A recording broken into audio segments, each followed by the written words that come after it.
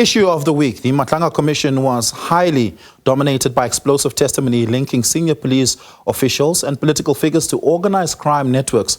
Early in the week, the South African Police Service's National Ballistics Head, Brigadier Mishak Mkhabela, gave technical evidence on the Forensic Science Laboratory's ballistic processes and the Integrated Ballistics Identification System, detailing how the IBIS was manipulated to obstruct investigations into high-profile shootings. Midweek, Witness C described a police raid on the home of alleged cartel boss Ballistics Head Mishak, implicating senior officials and even the embattled police minister Ntebo Mokobo in shielding criminal operations. By Friday, the commission heard evidence tying Matlala's network to political patronage, raising urgent questions about the integrity of South Africa's criminal justice system. To unpack the implications of this week's testimony, we're joined in studio by SABC News political reporter Ntebo Mokobo, as virtually we're joined by criminologist, lecturer, Professor Nirmala Gopal, and political analyst advocate Zwelethu Madasa. I'm going to start, Ntebo, with you. Frame for us what we heard in testimony, specifically around the involvement of Minister Ntebo Mokobo with Ket Matlala there by Witness C. We heard some testimony that links them around the donation that would have been made or was made to what would have been Ntebo Mokobo's political campaign.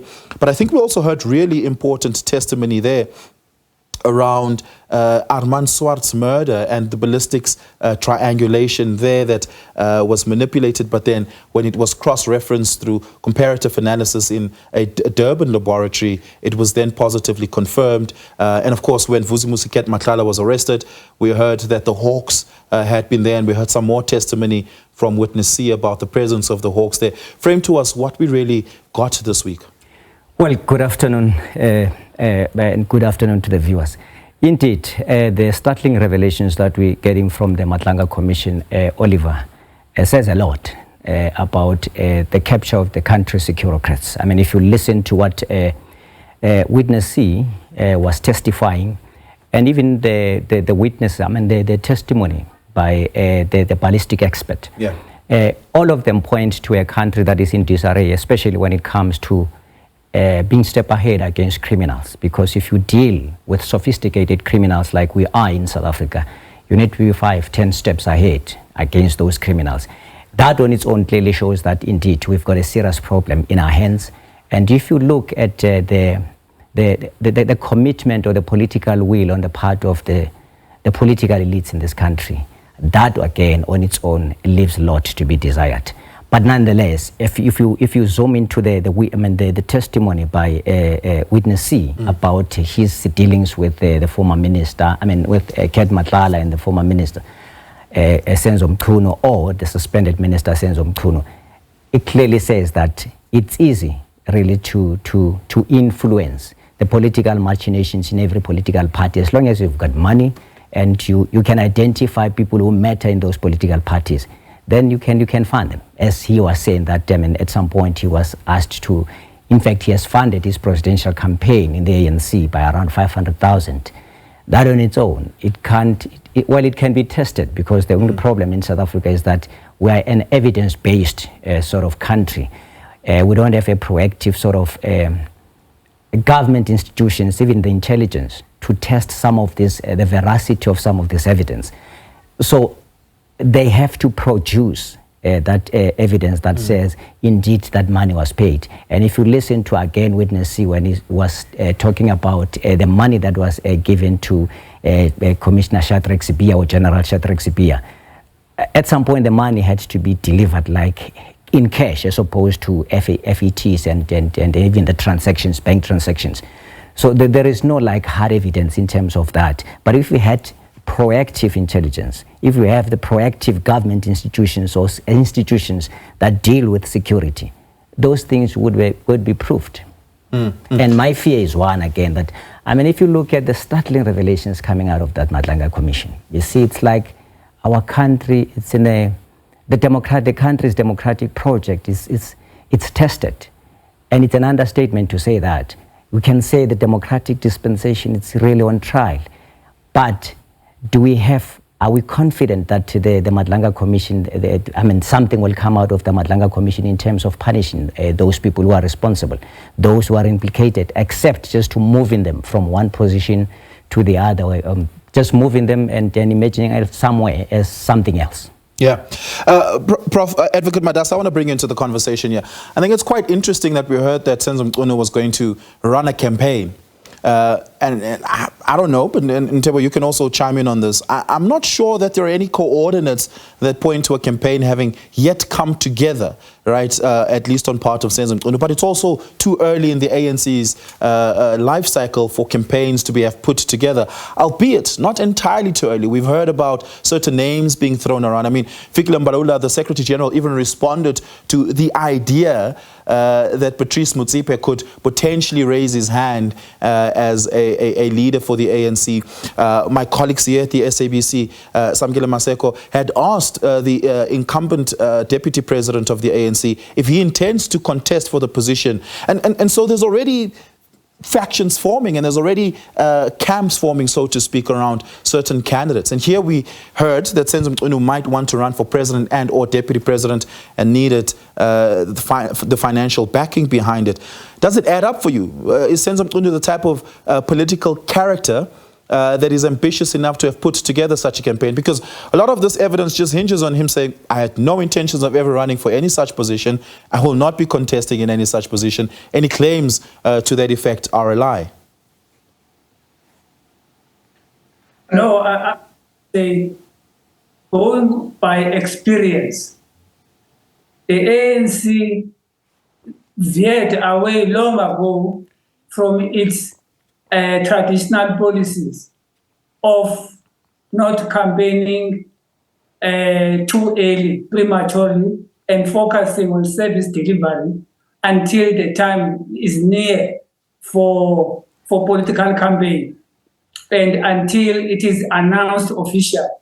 That is those are the rules on paper. The evidence shows that the ANC veered long ago from that procedure.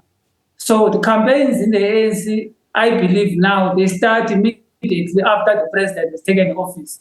They start making movement for the next term, because the focus, as these commissions are showing, the focus now is personal enrichment in government, is no longer to deliver services to us, to the citizens. So the campaign that's why it starts early.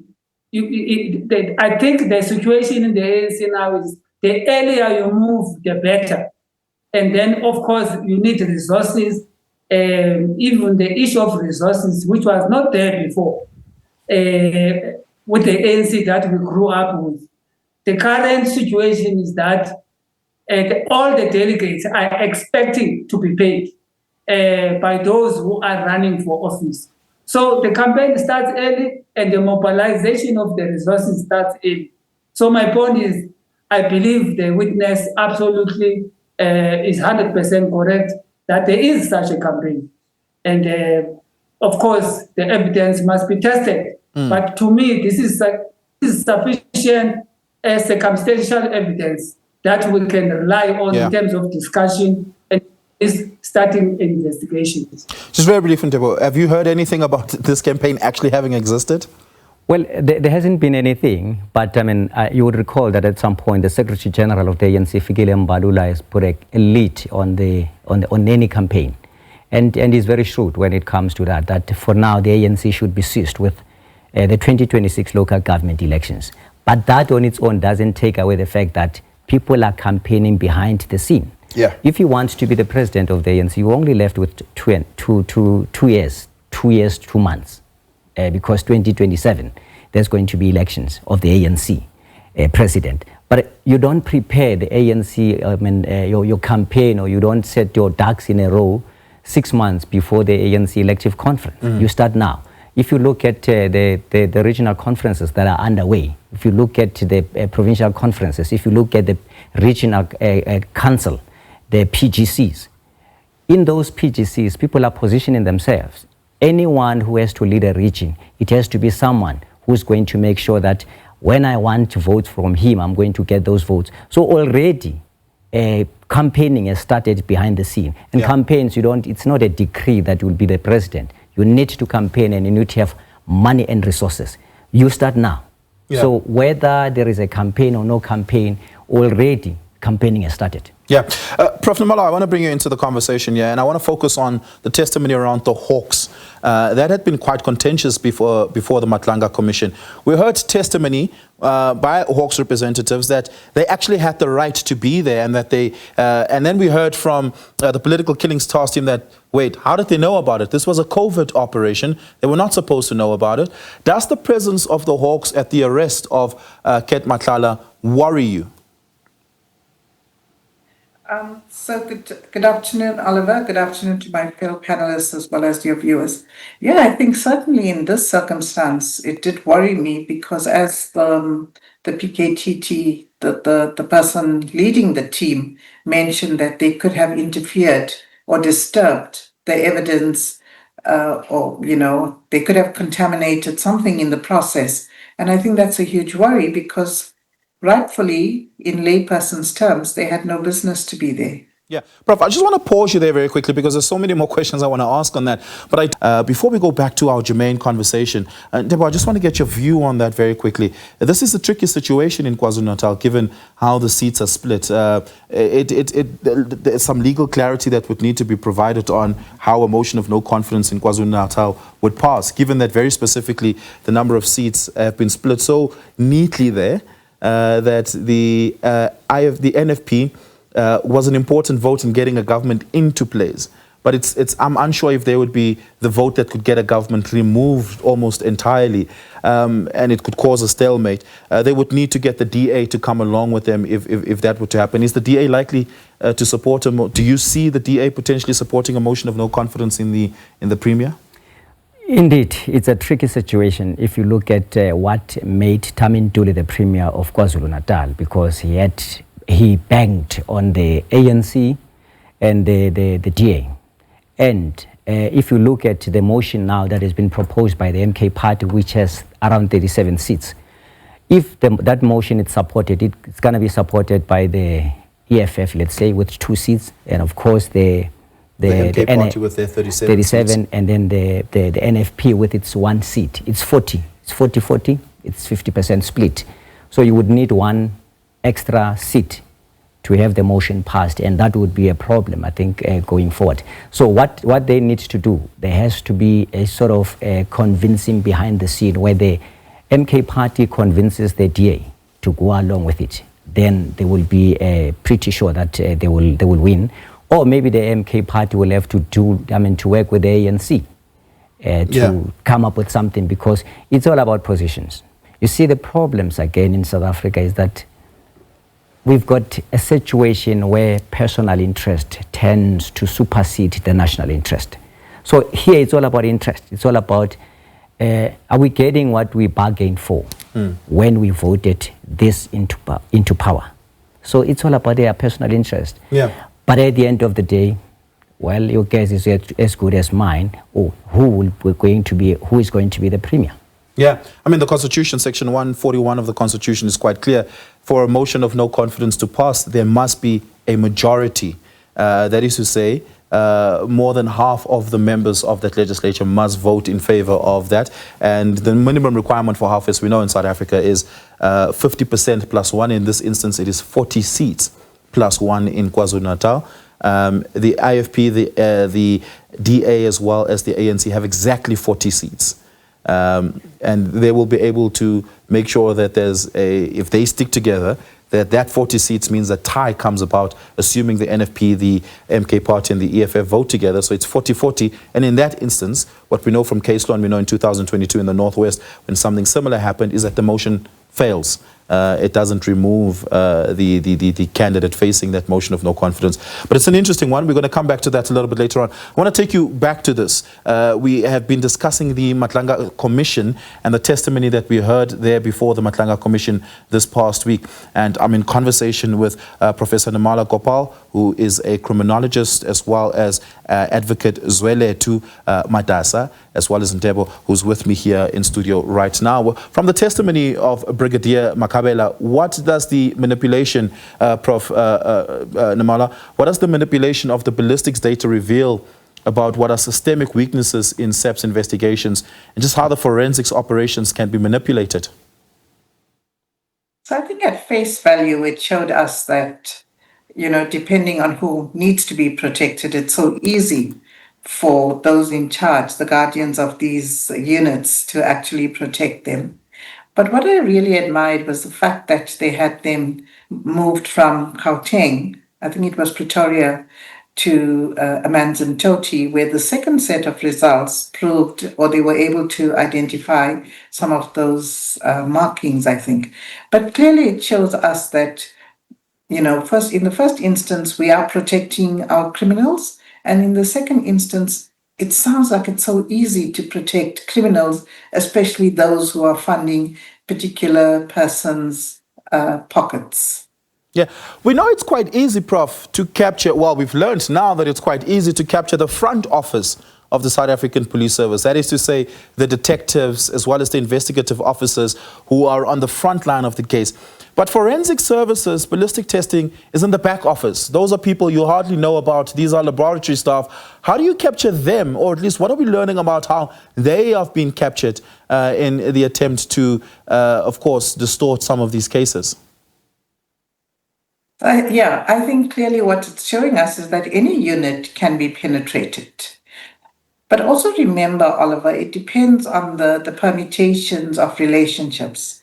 For example, those who are, in the forensic units in Tshwane, I think, they probably have very good links or networks with the minister or the DNC, Shadrach Sibia, etc. So I think it's not unbelievable to assume and conceive of these relationships. And then, of course, out of that, you will find these kind of influences emerge. And I think categorically, this is what's being exposed at this point in time. Yeah. Advocate Madasa, I just want to come back to you on that earlier question I'd asked around the conflicting testimony we heard about the Hawks being present when Madlanga was getting arrested, and the PKTT saying this is a covert operation. They weren't supposed to know about it. How did they know about it? Why are they here? We see different units in law enforcement effectively accusing one another of impropriety, so to speak. Talk to me about what your interpretation was around how that particular part of the testimony over the last couple of weeks had played out pertaining to the presence of the Hawks at Madlanga's arrest. Yeah, no, I see two things emanating from that testimony. There is a conflict within the state, the institutions of the state, between, and it's a wonderful conflict, I must say, because it tells us that there are still officials and state employees of integrity. There's a conflict between those who want to do the right thing and do their work properly and the criminal elements. So that turf war that took place on the scene reveals that there's that conflict between the rogue elements and those who want to do their work. But above that, what this information, both in Parliament and in the Madlanga Commission, is showing us, there's a frightening matter that is going on in South Africa regarding crime. You know, in other countries, you get information of organized crime that is dangerous and that is growing. But usually that organized crime is outside the state, and the state is doing its best to fight with the criminals who are outside the state, who have their own resources and who want to continue committing crime and intimidating the state with their probably security arrangement and so on. But what we see in our country is a tripartite arrangements, conspiracy between the politician, the senior officers in government, and the criminals. They have a tripartite arrangement whereby they are working together as an organized criminal syndicate. So the Madlanga Commission is revealing that to us. And that means we're in a dilemma, because how do you deal with that? Because there is a political cover at the door.